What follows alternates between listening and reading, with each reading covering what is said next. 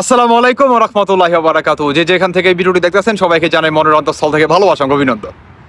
Breaking news, breaking news, breaking news. দর্শক বন্ধুরা, বিপিনুর একই চমৎকার একটি ঘোষণা দিয়ে দিলেন, যেই ঘোষণাটার জন্য আসলে বাংলাদেশের হয়তোবা অনেকেই আসলে তাকিয়ে আসলে বিপিনুরের মুখের দিকে। সেটি হচ্ছে 31শে ডিসেম্বর সমন্বয়ক সার্জিস আর হচ্ছে হাসনাতকে যেখানেই পাবেন সেখানেই নিরিকুত্তার মতো পেটাতে শুরু করবেন।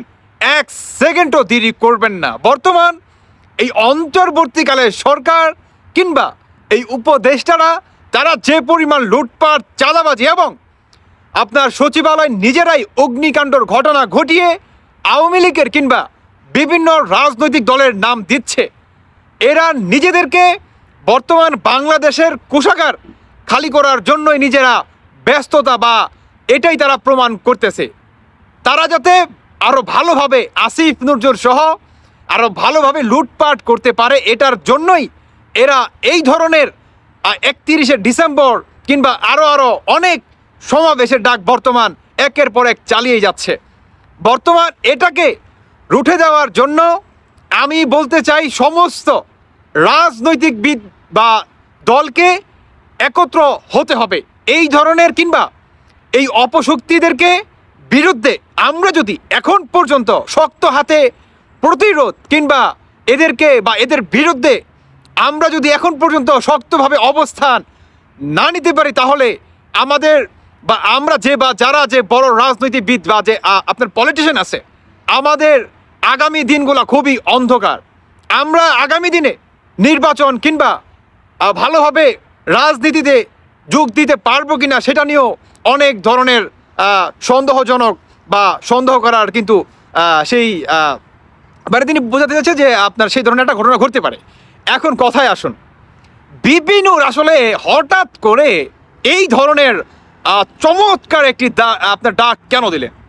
দর্শক বন্ধুরা, আপনারা অনেকেই জানেন যে সমন্বয়ক সার্জিস, হাসনাত কিংবা অন্যান্য অনেকেই বর্তমান বাংলাদেশে যে পরিমাণ লুটপাট, চাঁদাবাজি কিংবা আপনার মেট্রো রেলকে আগুন দিয়ে পুড়িয়ে দেওয়া এবং আপনার 2 মাস পরে টক শোতে এসে আপনার সমন্বয়ক হান্নান তিনি স্বীকার করা যে আমরা যদি মেট্রো রেল না পড়াইতাম, পুলিশ গণহত্যা না করতাম কিংবা আদার্স আর অনেক যেগুলো নাকি মানুষের অন্তর্চক্ষুর আড়ালে এই সমস্ত অনাকাঙ্ক্ষিত ঘটনা আমরা যদি না ঘটাইতাম, তাহলে আমাদের আন্দোলনের এই বিজয় কিংবা এত বড় একটা স্বাধীনতা আমরা কখনোই অবলম্বন করতে পারতাম না। তারা এটাকে বলতেছে স্বাধীনতা, আপনি বুঝতে পারেন?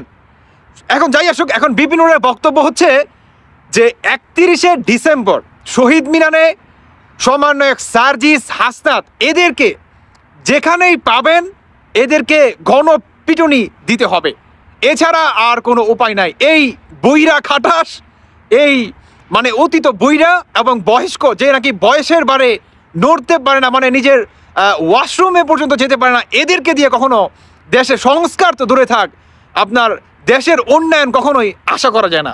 এরা যেই পর্যন্ত বাংলাদেশের সরকারের চেয়ারে বসে থাকবে সেই পর্যন্ত বাংলাদেশ প্রতিনিয়ত রসাতলের দিকে যাবে।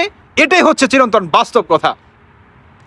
আমি আসলে বরাবরের মতো বিপিনুরকে আমি কনফিউজ থাকি, তিনি আসলে মাঝে মাঝে কি বলে। তবে তিনি বর্তমান তিনি আপনি যদি বর্তমান হিংসাটা একটু সাইডে রেখে যদি আপনি সমস্ত রাজনৈতিকবিদ যে বা যারা তারা যদি একটু নিজেদের ভালোর দিকে তাকান, বিশেষভাবে আওয়ামী লীগ, বিএনপি কিংবা আদার্স যে বা যারা আছে, যদি আপনারা নিজেদের ভালোর দিকে তাকান, তাহলে আমি বলবো যে অবশ্যই বিপিনুর যে বার্তাটা দিলেন বা ডাকটা দিলেন, নিঃসন্দেহে হিংসাটা ভুলে গিয়ে বিপিনুরের কথায় অন্তত রাজপথে যদি নামার হয় নেমে যায়েন কারণ বিপিনুর যখন মাঠে নামবে, কারণ বিপিনুর কিন্তু বলছে যে সমস্ত রাজনৈতিকবিদকে আমি আহ্বান জানাচ্ছি আমার এই ডাকে, আশা করি আপনারা সাড়া দিবেন। আর বিপিনুর কিন্তু আপনাদের সকলের কিন্তু দাওয়াত দেয়, একত্রে হয়ে কাঁধে কাঁধ মিলিয়ে 31শে ডিসেম্বর এই অপশক্তি কিংবা এই স্বাধীনতা বিরোধীদের শক্তিদেরকেই করতে হবে, কাউন্টার দিতে হবে।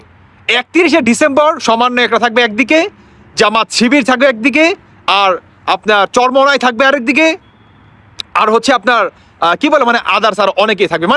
সবাই হচ্ছে আপনার স্বাধীনতা বিরোধী এবং আওয়ামী লীগ, বিএনপি বা আরও অন্যান্য যে রাজনৈতিক যে দলগুলো আছে প্রত্যেকের বিরুদ্ধে 31শে ডিসেম্বর এরা সম্মেলন করবে। এখন এটাকে আটকানোর জন্য আপনার বিশেষভাবে আওয়ামী লীগ আর বিএনপি যদি ভাই একত্রতা বা একতা ঘোষণা আপনারা না দেন, তাহলে আপনাদের হয়তোবা রাজনীতি করাটা বা রাজনীতিতে পুনরায় ফিরে আসাটা আমার মনে হয় এখানেই অনেকটা কনফার্ম হয়ে যাবে যে আপনারা আর আসতে পারবেন কিনা ভবিষ্যতে।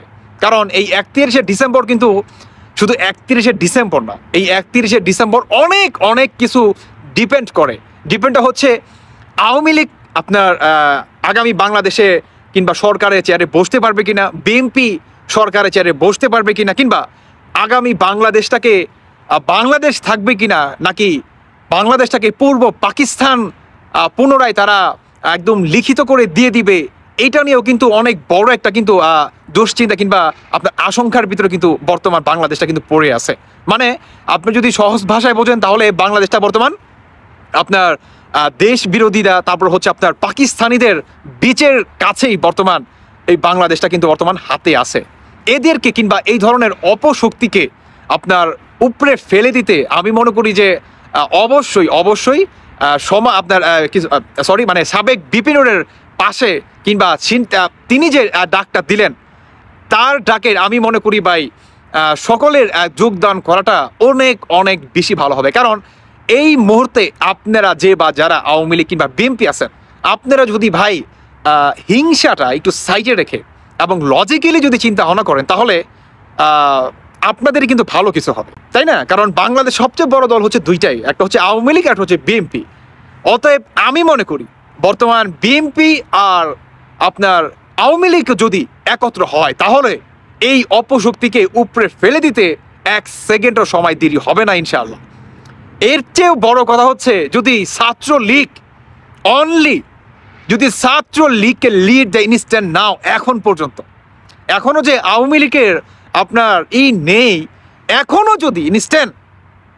যদি আপনার ছাত্রলীগকে কেউ লিড দিতে পারে যে যা হবে আমি তোমাকে ট্যাগেল দিব ইনস্ট্যান্ট নাও, এখনো যদি এই ধরনের কোনো লিড কেউ দেয় ভাই, বিশ্বাস করেন এদেরকে জাস্ট 5 মিনিট মনে করেন সময় নেবে ছাত্রলীগ, জাস্ট 5 মিনিট দেখবেন একদম মানে ধুলায় অন্ধকার হয়ে যাবে, ধুলায় অন্ধকার, মানে আপনার পালানোর পথ পাবে না, বুঝতে পারছেন? পালানোর পথ পাবে না সম্ভবত, কারণ ছাত্রলীগের সেই সক্ষমতা আছে।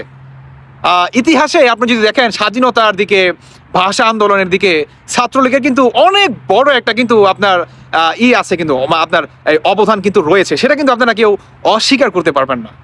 তাই আমি বলতেছি সবাই ভাই হিংসা বিদ্বেষ বাদ দিয়ে বিপিনুরের কথায় আপনারা 31শে ডিসেম্বর আশা করি সবাই একত্রে কাঁধে কাঁধ মিলিয়ে এই অপশক্তি কিংবা এই দেশ বিরোধিতা যে বা যারা আছে প্রত্যেকটাকে আপনারা সঠিক কিংবা উপযুক্ত বিচারের আওতায় আনবেন, বা এদের বিরুদ্ধে কঠিন একটা পাল্টা জবাবদিহিতার সম্মেলন আপনারা করবেন ইনশাআল্লাহ। সেটার আশাবাদী আমরা করতেছি, আশা করি সেটার ভালো একটি ফলাফল ঘটবে। দর্শক বন্ধুরা, আমি সেলুট জানাচ্ছি বিপিনুরকে, কারণ তিনি নিঃসন্দেহে একটা ভালো উদ্যোগ নিছে। দর্শক বন্ধুরা, বাকিটা আপনাদের ব্যক্তিগত মতামত অবশ্যই জানিয়ে যাবেন। ধন্যবাদ সবাইকে, আল্লাহ হাফেজ, আসসালামু আলাইকুম।